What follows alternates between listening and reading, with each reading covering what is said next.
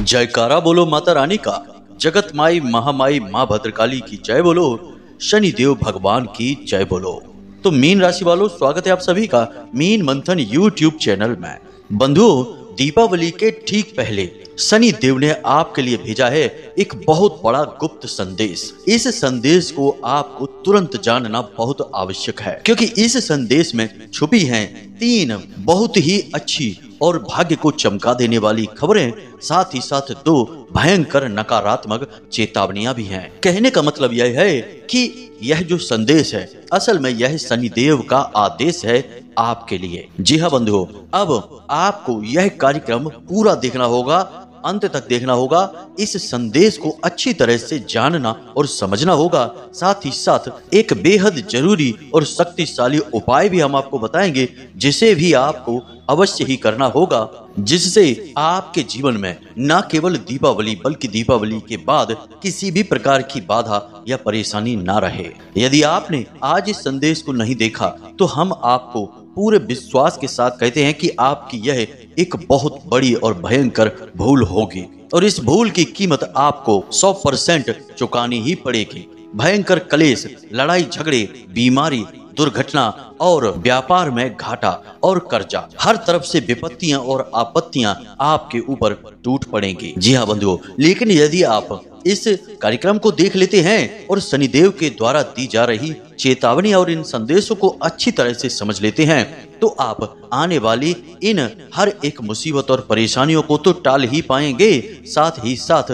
शनिदेव का पूर्ण आशीर्वाद और कृपा भी आपको प्राप्त होगी, जो कि आपके सौभाग्य के निर्माण के लिए अत्यंत आवश्यक है।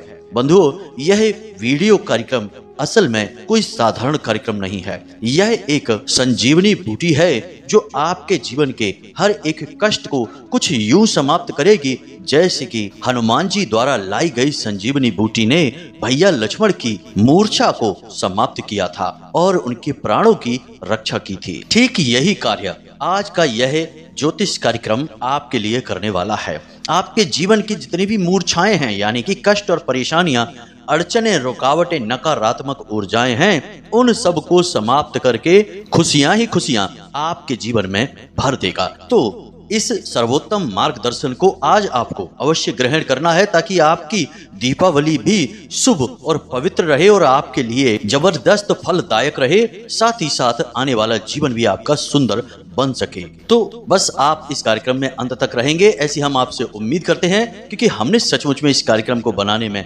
बहुत मेहनत की है, और हमारी मेहनत ही तब सफल होगी जब आप इस कार्यक्रम को अंत तक देखेंगे, इस कार्यक्रम में बताई गई बातों को अपने जीवन में उतारेंगे और अपने जीवन में खुशियों को स्वयं लेकर आएंगे शनिदेव महाराज की कृपा से।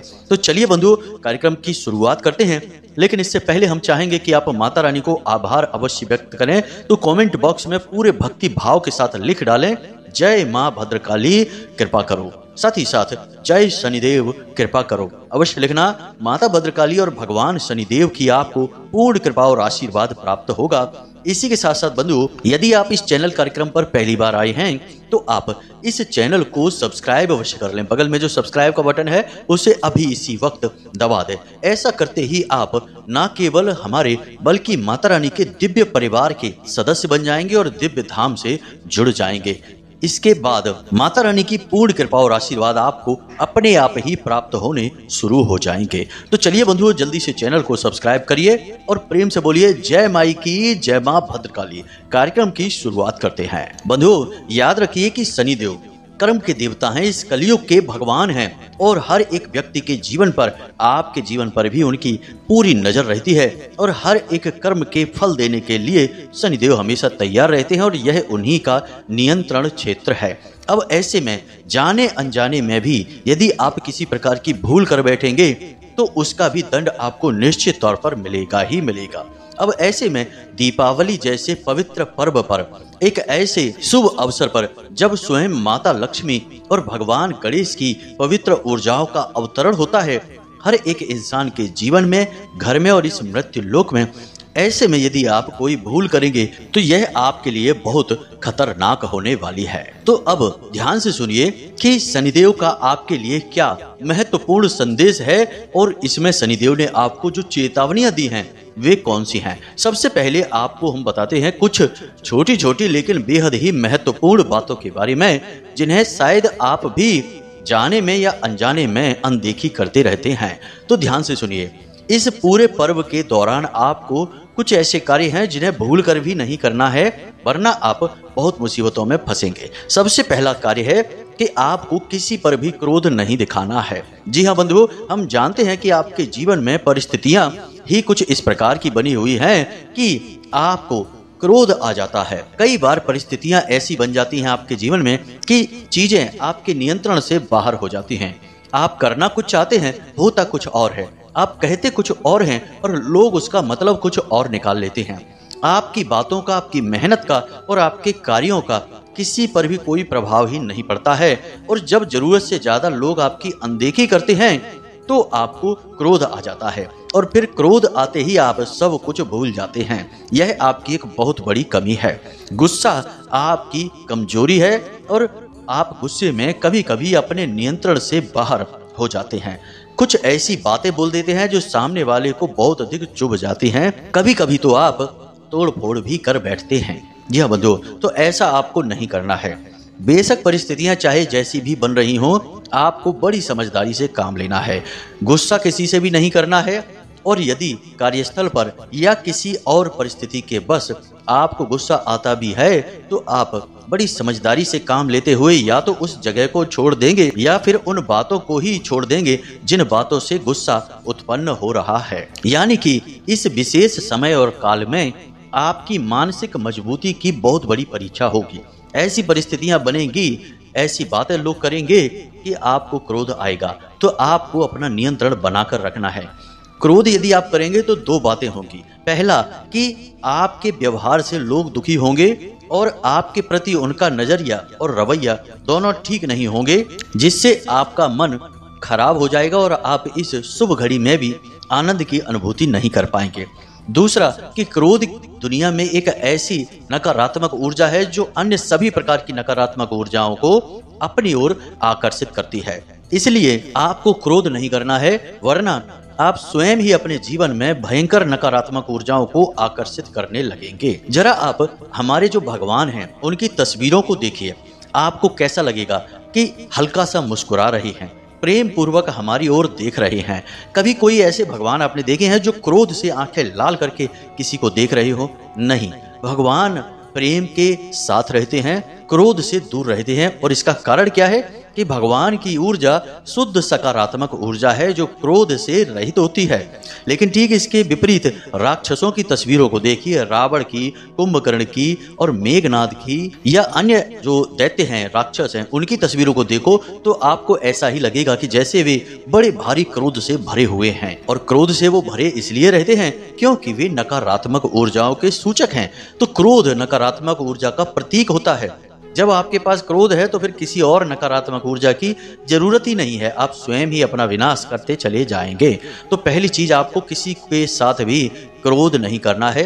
दूसरा कि पूरे पर्व के दौरान किसी के साथ कोई नाइंसाफी, कोई दुर्व्यवहार, प्याज का व्यापार, कमीशन खोरी और किसी का भी हिस्सा, किसी का भी भाग आपको नहीं हड़पना है। जी हाँ बंधुओं, हम बहुत कम शब्दों में बड़ी बातें आपसे कह रहे हैं, समझने की कोशिश करना। आप यदि अनजाने में भी इन कार्यों को कर डालेंगे तो आपके हिस्से का भी जो है वह आपको नहीं मिल पाएगा। फिर आप बस सोचते रह जाना कि ऐसी कौन सी हमसे भूल हो गई। असल में इंसान एक ऐसा विचित्र जीव है जो दूसरों की तो छोटी से छोटी गलतियों को भी पकड़ लेता है, लेकिन अपनी महान से महान, बड़ी से बड़ी भूलों को भी तुरंत अनदेखी कर देता है। यह विचित्र स्वभाव ही इंसान की बड़ी बड़ी परेशानियों का कारण बनता है। तो आपको नहीं ऐसा करना है। तीसरा कि आपके दरवाजे पर यदि कोई जानवर आता है या कोई भिखारी आता है या कोई महिला मांगने वाली भिखारिन आती है, आपको उन्हें पूर्ण रूप से संतुष्ट करके भेजना है। किसी भी जानवर के साथ मारपीट नहीं करनी है, जीव हिंसा नहीं करनी है।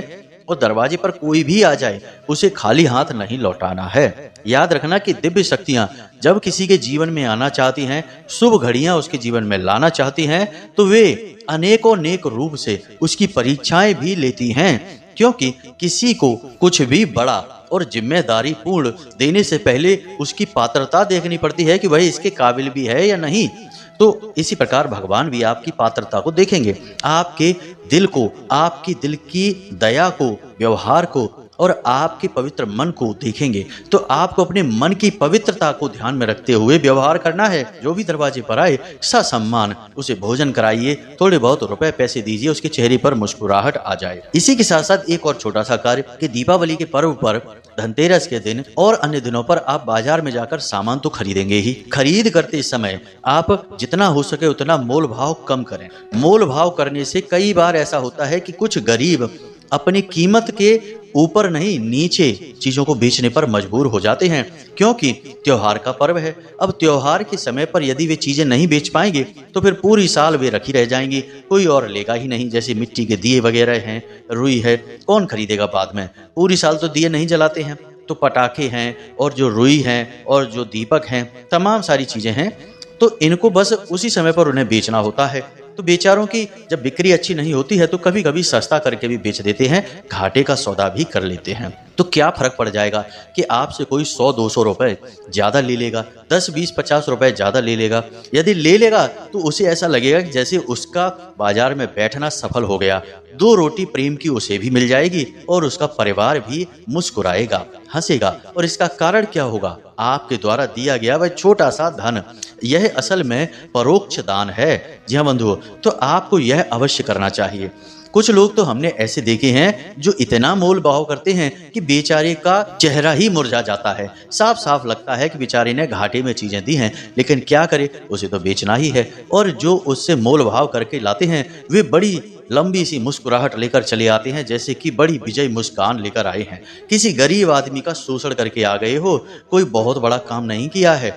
शनिदेव अब आपको खुशियां कैसे देंगे? हिसाब किताब तो करेंगे ही, क्योंकि उस गरीब आदमी का मालिक, उसके अधिपति शनिदेव हैं। आप ये बात याद रखिए। फिर कहिए कि पता नहीं कहां से इतना घाटा हो गया, घर में बीमारियां आ गई और हजारों रुपए का नुकसान हो गया। तो ऐसा तभी होता है जब आप किसी का शोषण कर लेते हैं। तो आपको यह नहीं करना है। आप जानते हैं कि कोई आपसे 10-20-50 रुपए ज्यादा ले रहा है, कीमत भी आपको थोड़ी बढ़कर बता रहा है, ले लेने दो, कोई दिक्कत नहीं है। उसके घर में खुशियां आएंगी, वह मुस्कुराएगा और शनिदेव आपके ऊपर मुस्कुराएंगे। और शनिदेव जब मुस्कुराएंगे तो बड़ी से बड़ी आपदाएं वहीं ठहर जाएंगी, कोई आपका बाल भी बांका नहीं कर पाएगा। बंधु, जीवन को जीने की दवा और जीवन को जीने का मंत्र ही यही है कि यदि आप किसी दूसरे के चेहरे पर मुस्कुराहट लाने में कामयाब हो जाते हैं तो देवी देवता आपकी मुस्कुराहट को आपके चेहरे से कभी गायब नहीं होने देते हैं। जी हाँ बंधुओं, यही मंत्र है, यही सार है। और इसी को सिखाने के लिए भगवान ने इतने अवतार लिए, हमारे संतों ने हमें इतने लंबे चौड़े पाठ पढ़ाए। आपको बस यह छोटा सा सार समझ लेना है। थोड़ी सी ठगी आपके साथ हो रही है, 10-20-50 रुपए की कोई गरीब आदमी आपसे कमाने की कोशिश कर रहा है, उसे कमा लेने दो, जाने दो। आप समझ लेना दान हो गया है। बंधुओं, यकीन मानिए कि आप यदि इन बातों को मानकर चलेंगे तो इस दीपावली के बाद आपके जीवन में जो होगा उसे देखकर आप खुद भी चौंक जाएंगे। माता लक्ष्मी और भगवान गणेश आपके घर में हमेशा के लिए विराजमान हो जाएंगे और हर एक बड़ी से बड़ी मुसीबत अपने आप पीछे हट जाएगी। हम वादा करते हैं आपको। इसी के साथ साथ बंधुओं, कुछ और जरूरी बातें हैं, जैसे कि नकारात्मक लोगों से दूर रहना, यानी जो दूसरों को ठगने की, जीव हिंसा करने की, दूसरों की चुगली, बुराइयां और दूसरों को सताने की बातें करते हैं और उसमें आनंद लेते हैं। ऐसे लोगों से आपको कोसों दूर रहना है। इन लोगों की छाया भी आपके जीवन पर नहीं पड़नी चाहिए। ये असल में राक्षस योनि के लोग होते हैं जो केवल और केवल दूसरों का शोषण करके जीने वाले होते हैं। आपको इनसे दूर रहना है। इसी के साथ साथ बंधुओं, कुछ बहुत जरूरी बातें हैं। आपके घर में यदि कुछ चीजें पड़ी हुई हैं जो कि नकारात्मकता की सूचक हैं, उन्हें घर से तुरंत हटा दीजिए। जी हाँ बंधुओं, पहले आपके घर में जो कबाड़ का सामान है, जंग लगा सामान है, टूटी घड़ी है, पुराना कैलेंडर है, टूटे फटे फर्नीचर हैं और साथ ही साथ ऐसे कपड़े जो फट चुके हैं, जिनमें छेद हो चुके हैं, उन्हें भी अपने घर में आपको नहीं रखना है। इससे आपका राहु, शनि और केतु तीनों ग्रह खराब हो जाते हैं। साथ ही साथ शुक्र भी आपके लिए नकारात्मक प्रभाव देने लगते हैं। इन चीज़ों को निकाल देना है। साथ ही साथ कोई मादक पदार्थ आपके घर में यदि रखा है, क्योंकि कुछ लोगों को शौक होता है कि अपने घर में शराब की बोतलें लाकर रख लेते हैं और भी तमाम तरीके के नशीली पदार्थ होते हैं, आप खुद ही समझते हैं, सबको आप बखान करने की जरूरत नहीं है। तो यदि आपके घर में रखा है तो इसे दीपावली से पहले पहले निकाल कर बाहर फेंक दें, घर में ना रखें। साथ ही साथ घर के सभी सदस्यों को अच्छी तरह से यह समझा दें कि अब आपको ना तो शराब पीनी है, ना कोई मांस भक्षण यानी मांस, मदिरा, जुआ, शराब, वेश्यावृत्ति, किसी भी प्रकार का कोई गलत कार्य नहीं करना है। इन सब कार्यों से ही नकारात्मक ऊर्जा जीवन में आती है, कष्ट और परेशानी भी आते हैं। साथ ही साथ कुछ लोगों का शौक होता है कि त्योहार के दिनों पर छुट्टियां मिल जाती हैं तो बोले चलो पार्टी करते हैं, और पार्टी में क्या करेंगे, शराब पिएंगे, जुआ खेलेंगे और उल्टी सीधी बातें करेंगे। अब ये हरकतें किसकी होती हैं? आप देखिए, रामायण को देखिए, भागवतम को देखिए, ये सारी हरकतें कौन करते हैं? राक्षस करते हैं। देवी देवताओं की हरकतें और संतों की हरकतें ये नहीं है। और जब आप जीवन में इस प्रकार के कार्य करते हैं या आपके घर का कोई सदस्य ऐसे कार्य करता है, फिर आप कहें कि हमारे जीवन में दुख क्यों है, कष्ट क्यों है, देवी देवता हमारी सुनते क्यों नहीं हैं, तो कैसे आपके जीवन में कष्ट नहीं होंगे? देवी देवता कैसे आपकी सुनेंगे जब आपका व्यवहार तो राक्षसों वाला है और आप कृपा देवताओं से चाहते हैं? तो ऐसे नहीं होता। दो नाव की सवारी एक साथ नहीं हो सकती है। तो इन कार्यों को भी आपको भूल कर भी इस त्योहार के समय पर नहीं करना है। अब कुछ छोटी छोटी लेकिन बहुत जरूरी बातें और आप जान लीजिए कि इस दीपावली के पर्व पर आपको पैसे की फिजूल खर्ची बिल्कुल नहीं करनी है। जहां जरूरत है केवल वही पैसा खर्चा करना है। दूसरा कि किसी को भी किसी भी प्रकार से उधार नहीं देना है और आपको भी किसी से कोई कर्जा नहीं लेना है। पैसे का दुरुपयोग नहीं करना है, उसे संभाल कर रखना है। और यदि आपके पास पूरा पैसा यानी कि बैंक अकाउंट वगैरह में जमा रहता है तो थोड़ी बहुत रकम अपने घर में लाकर अवश्य रखें। अपनी घर की तिजोरी में भी थोड़ा पैसा अवश्य रखें। खाली तिजोरी आप ना रखें और 10, 20, 50, 100 रुपए भी ना रखें। 10, 20 हजार या फिर जितना आप रख सकते हैं आप अपने घर की तिजोरी में पैसे को रखें। देखो, कहा जाता है ना कि पैसा ही पैसे को खींचता है। तो माता लक्ष्मी की ऊर्जा पैसे की ऊर्जा से आकर्षित होती है। तो आप अपने घर में कुछ पैसा अवश्य रखें। तो इन सब कार्यों को आप निश्चित तौर पर कर लें। अब विशेष शनि देव से जुड़ी हुई बातें हैं जो आपको हम बता दें। तो सबसे पहली बात कि आपको अपने घर के पश्चिमी दीवार पर यानी पश्चिमी दिशा में एक दीपक सरसों के तेल का दीपावली के दिन अवश्य जलाना है। जी हाँ बंधुओं, यह दीपक जो है यह शनि देव की विशेष कृपा आपको दिलवाएगा। इसी के साथ साथ आप सजावटी सामान के तौर पर बहुत सारी चीजें अपने घर के लिए खरीदेंगे। सभी खरीदते हैं, दीपावली का पर्व ही ऐसा होता है। तो आपको एक चीज और खरीदनी है, जरा ध्यान से समझिए। एक काले रंग का कागज लेना है, बाजार से बिल्कुल काला कागज हो। उस कागज के बीचों बीच आपको 500 रुपए का एक नोट, 100 रुपए का भी आप लगा सकते हैं, तो एक नोट लगाएंगे और उस नोट के नीचे एक सिक्का आप दबा देंगे। यदि चांदी का सिक्का आप दबा सकते हैं तो सर्वोत्तम रहेगा, नहीं तो कोई भी 10-5 रुपए का सिक्का आप दबा दें। यानी कि उस कागज के ठीक बीचों बीच एक सिक्का रखें, उसके ऊपर गोंद लगाकर एक 100 रुपए का या 500 रुपए का नोट फैला कर रख दें। अब उस कागज को चौकोर काट लें और उसे दुकान पर जाकर फोटो फ्रेम करवा लें। जी हाँ बंधुओं, फ्रेम कराते समय याद रखें कि उसकी जो बॉर्डर है वह लकड़ी का होना चाहिए, धातु का या प्लास्टिक का नहीं। जी हाँ बंधुओं, जब आप इसे करवा लें तो इसे आप अपने घर के पश्चिमी दीवार पर, पश्चिम दिशा में जो दीवार पड़ती है उस दीवार पर आप अपने सिर से थोड़ा ऊपर लगा दें। कोई पिन वगैरह लगाकर उस पर इसे तस्वीर के रूप में टांग दें। यह आपके लिए पैसे को खींचने की मशीन का कार्य करेगा, चुंबक की तरह पैसे को आपकी ओर आकर्षित करेगा। अब इसका कारण क्या है? तो जो घर की पश्चिमी दिशा होती है उस दिशा में जो भी चीजें रखी होती हैं जो भी कुछ रखा होगा वह बढ़ता चला जाता है, क्योंकि वह शनिदेव की दिशा है, बढ़त की दिशा है। अगर वहां पर कचरा पड़ा है तो आपके घर में दरिद्रता बढ़ती चली जाएगी। अगर वहां पर धन रखा है तो आपके जीवन में धन बढ़ता चला जाएगा।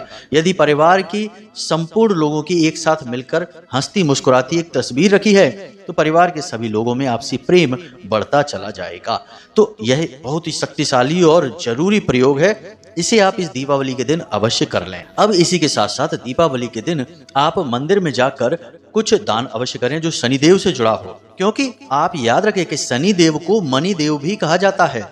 शनिदेव प्रसन्न है तो पैसा ही पैसा है, शनिदेव नाराज हुए तो सबसे पहले जो आपसे छिनेगा वह आपका पैसा ही है। तो आप शनिदेव को प्रसन्न करने के लिए भी कुछ जरूरी कार्य अवश्य करें।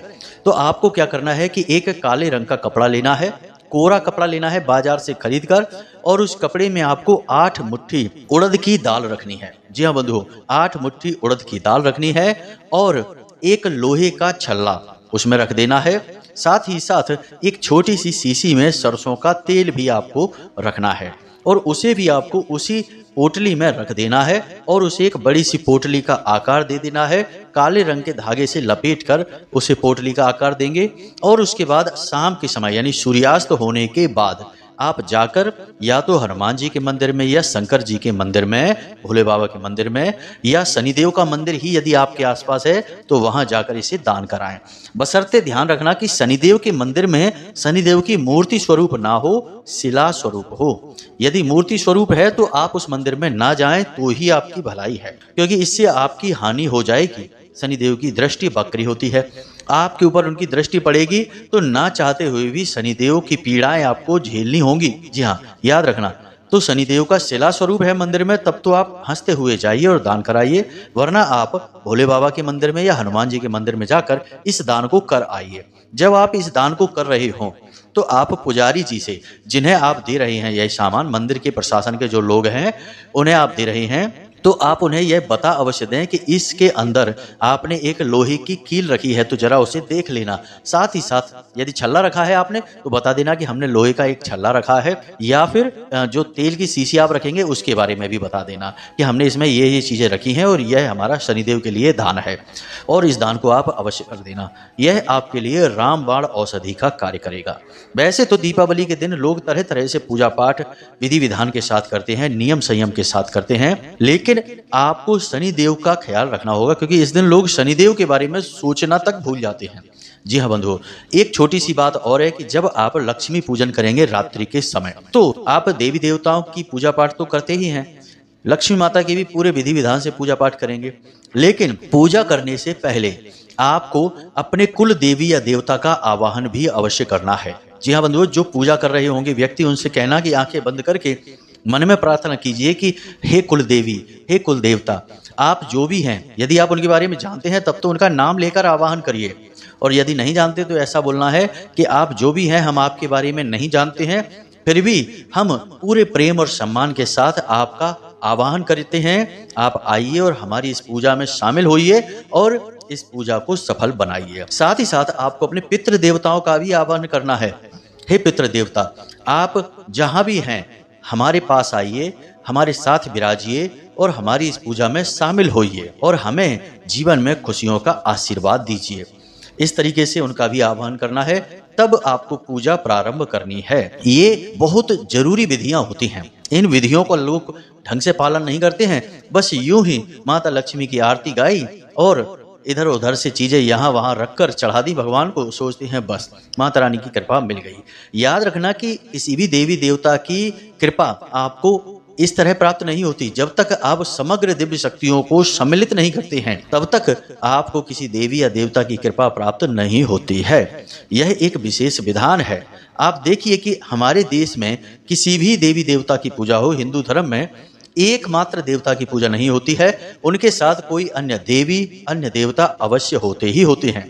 जैसे प्रभु श्री राम के साथ में हनुमान जी होते हैं, कृष्ण भगवान के साथ में राधे जी होती हैं, प्रभु हनुमान जी के साथ में राम दरबार होता है, भोले बाबा के साथ तो पूरा शिव परिवार होता है, जिसमें कि भगवान गणेश जी भी हैं, शक्ति माता यानी कि देवी के संपूर्ण स्वरूप होते हैं, चाहे देवी तारा हो, बगलामुखी, छिन्नमस्ता या फिर बगलामुखी हो, कोई भी हो।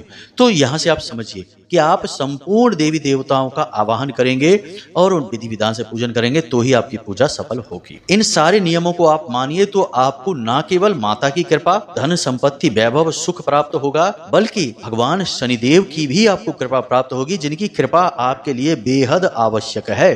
बिना इनकी कृपा के आपके जीवन में खुशियां आ पाना संभव ही नहीं है, क्योंकि इस कलयुग के भगवान और जो सभी इंसानों की, मानवों के भाग्य के और कर्म के निर्माता हैं, वे शनिदेव ही हैं। तो उम्मीद है कि यहाँ तक जो बातें हमने आपको बताई हैं आपको अच्छी तरह से समझ में आ गई हैं। अब इन बातों का आप प्रयोग करके अपने दीपावली को निश्चित सफल बनाएंगे और सुखी जीवन व्यतीत करेंगे। अब यदि कोई प्रश्न आपके मन में उठे तो आप कमेंट करके पूछ लें या फिर व्हाट्सएप नंबर पर मैसेज करके भी पूछ सकते हैं। इसी के साथ साथ आज के इस कार्यक्रम को विराम देते हैं।